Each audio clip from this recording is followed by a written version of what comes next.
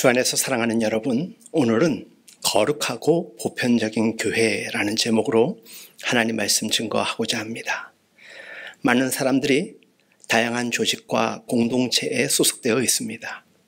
그럼에도 불구하고 사람들은 누구나 그가 몸담고 살아갈 참된 공동체에 대한 목마름이 있습니다. 특별히 우리 기독교인 경우 이상적인 교회에 대한 목마름이 있습니다. 그래서 그 이상적인 교회 공동체를 찾기 위하여서 방황하기도 합니다. 그러나 우리가 이 세상에서 찾고 있는 그 이상적인 공동체나 교회를 발견하기는 그렇게 쉬운 일은 아닙니다. 어쩜 평생 그러한 공동체를 만나지 못할 수도 있습니다. 오랜 기간 스위스 보세이 성경연구원에서 일했던 수잔 데 디트리히는 증거하는 공동체라는 책에서 다음과 같이 말합니다. 현대인은 웅성거리며 복잡한 세계에서 살고 있지만 이보다 더 고독한 삶도 일찍이 없었다. 가족이나 사회 공동체 모두가 구심력을 잃고 원심력에 의해 각자 뿔뿔이 흩어져 정신생활이 날로 공허해 가고 있다. 오늘날 어디서든지 사람들은 공동체에 굶주리고 목말라 있다. 그러나 과연 공동체란 무엇을 뜻하는지 분명치 않다. 오늘날 교회의 사명 가운데 하나는 바로 이 진정한 공동체가 어떤 것인지를 사회에 보여주는 일이라 하겠다. 지금도 우리는 하나님의 사람으로서 소명과 책임을 끊임없이 요청받고 있다. 교회는 이 세상에서 선발된 공동체요, 증거의 공동체로서 이 세상으로 다시 파송받는 사람들, 특별히 하나님의 사람들인 것이다. 우리가 고백하는 사도신경에 교회에 대한 명제이자 공동체의 정의를 우리는 찾아볼 수 있습니다. 사도신경에서 말하는 것은 우리가 찾고 있는 그러한 이상적 공동체가 바로 이 세상에 있는 교회이니 교회를 믿으라 라고 이야기하지는 않습니다. 사도신경에서 말하는 것은 참된 공동체로서 지향해야 할 방향에 대하여 말하고 있는 것이지요. 사도신경에서 제시하는 참된 교회 공동체는 거룩한 공교회, 그것은 거룩한 보편적 교회를 의미합니다. 거룩하고 보편적이란 교회의 본질을 규정하는 말이기도 합니다.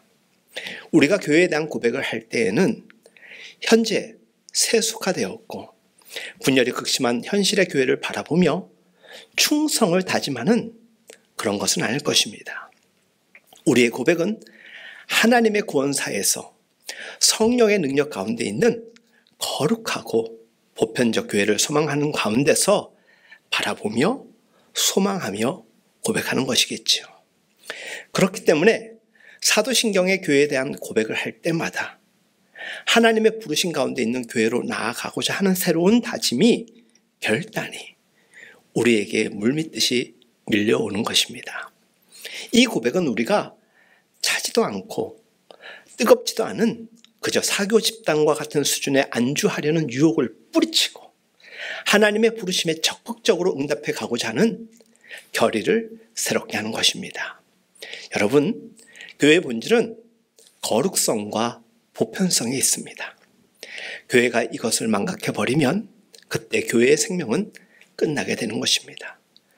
거룩이라고 할 때 그 의미를 교인들의 삶의 질로 파악할 수 있습니다.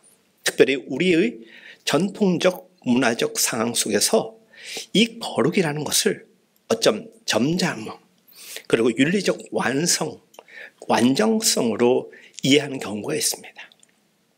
그러나 사도신경에서 거룩은 그런 것이 아닙니다. 여기서 거룩한 교회는 세상으로부터 하나님에 의해서 부름받았고 현재 부름받고 있는 하나님께 속해 있는 무리들이라는 의미입니다.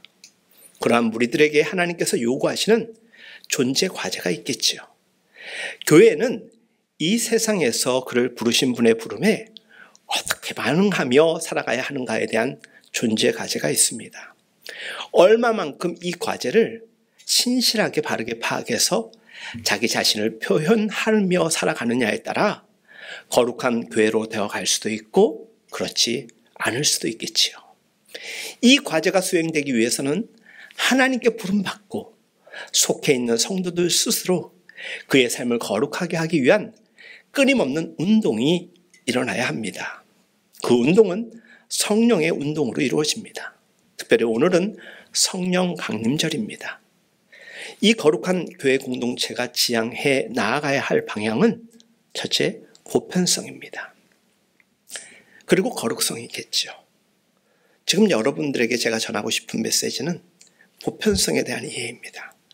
보편성은 종족, 계급, 지역을 초월해서 전 세계적으로 나아가는 것이며, 그리고 인간의 모든 이기주의, 분리주의를 타파하고 어떤 경우와 상황에서도 오직 일치를 추구하며 나아가는 것입니다. 그러한 존재 방식이 교회의 보편성입니다. 16세기 종교개혁 후에 가톨릭 교회를 기독교 교회, 크리스찬 처치라고 바꾸지 않았습니다. 계속해서 그대로 사용하는 것은 교회가 가지고 있는 본질로서의 보편성 때문인 것입니다. 가톨릭이라는 말 자체가 여러분들이 잘 이해하고 있듯이 캐톨릭, 보편성, 보편적이라는 뜻입니다. 사도들의 사명 자체가 보편성을 가지고 있었습니다. 사도를 세상에 보내신 분이 누구십니까? 예수 그리스도시며, 예수 그리스도를 죽은 자 가운데서 다시 살리신 분은 하나님이십니다. 교회가 가지고 있는 이 사도적 특성은 시대에 따라서 그 본질을 손상시키지 않으면서 계속적으로 계승되어져 왔고 계승되어야 합니다. 상황, 시기라는 이 역사 속에서도 이 보편성은 변함이 없는 것입니다.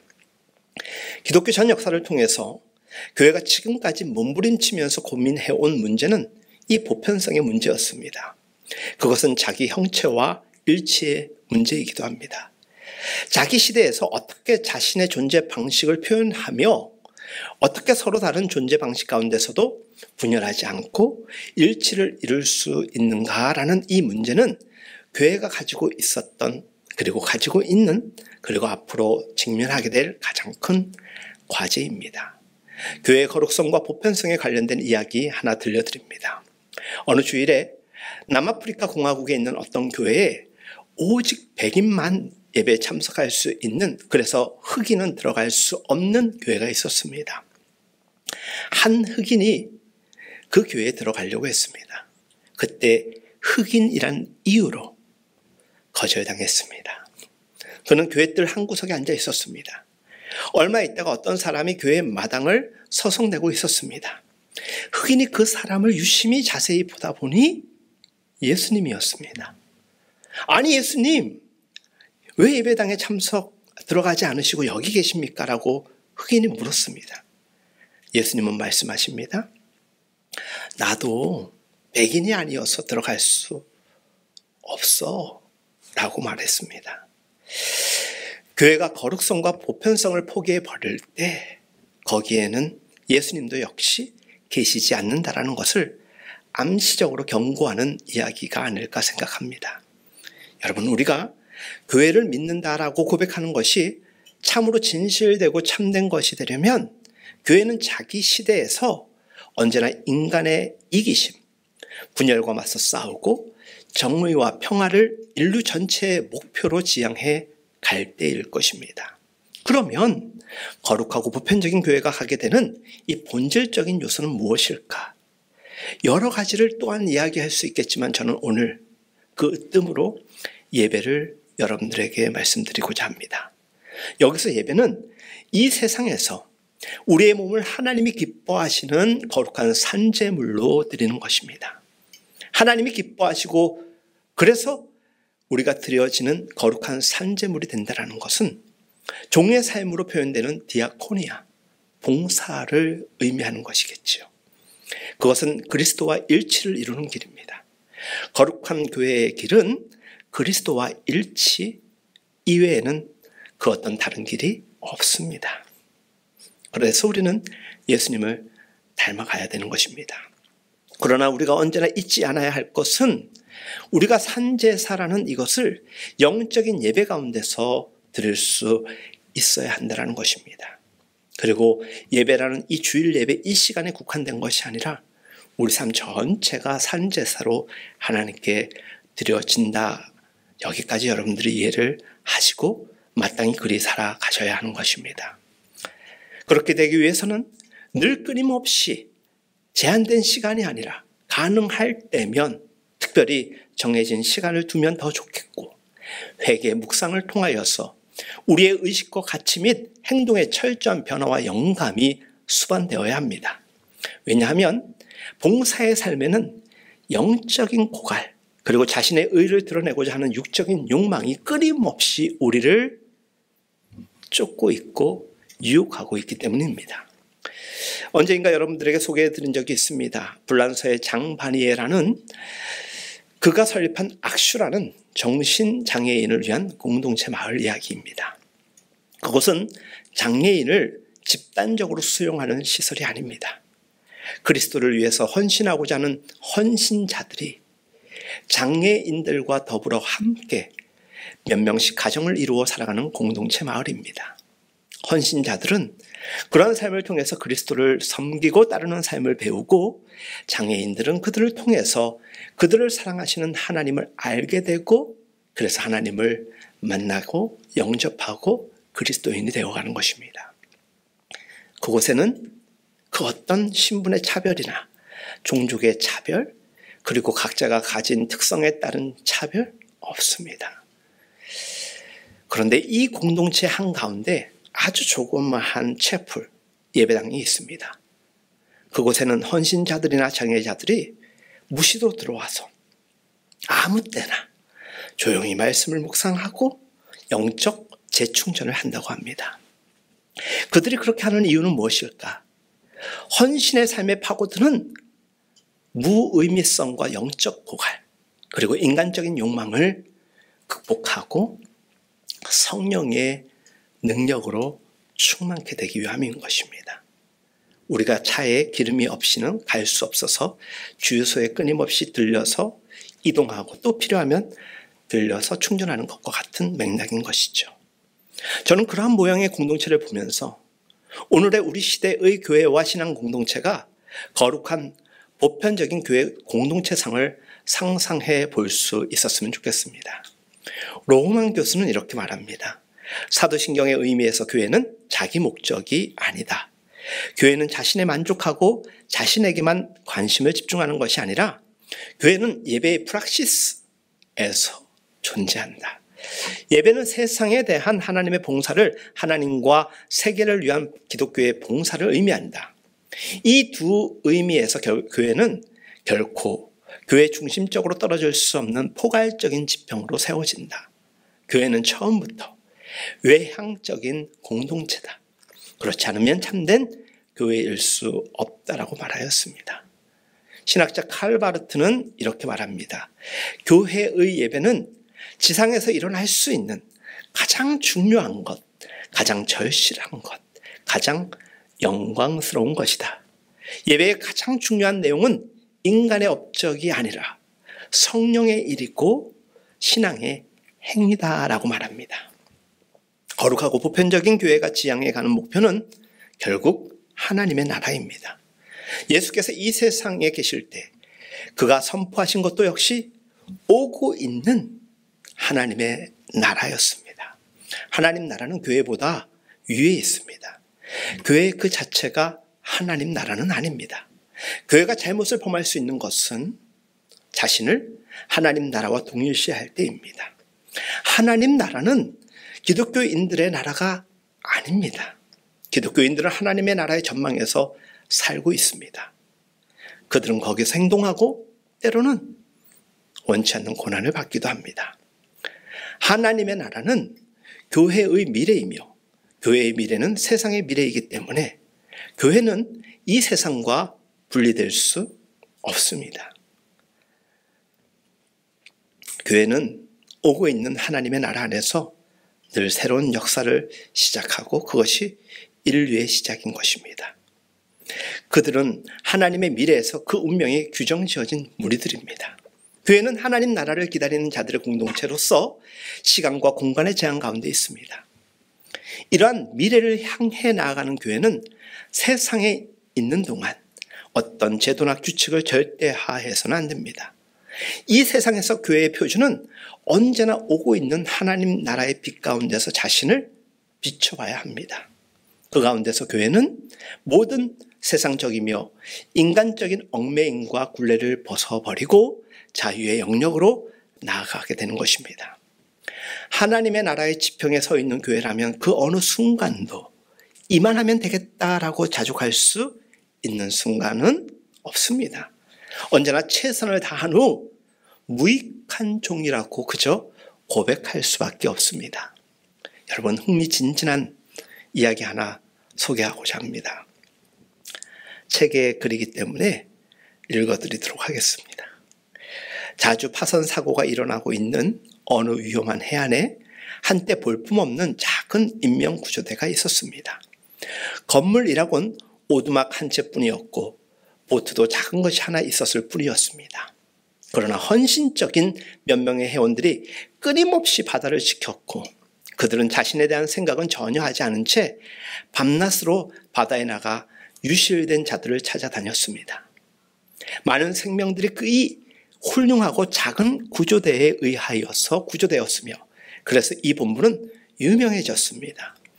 구조된 자들 중 몇 사람과 또한 인근 지역에 사는 여러 사람들은 이 구조대와 연관을 맺고 이 사업을 뒷받침하기 위하여 그들의 시간과 돈을 제공하기도 했습니다. 그래서 새로운 보트를 구입하고 새로운 승무원들을 더 훈련시켰습니다. 작은 구조대가 점점 더 커지게 되었습니다.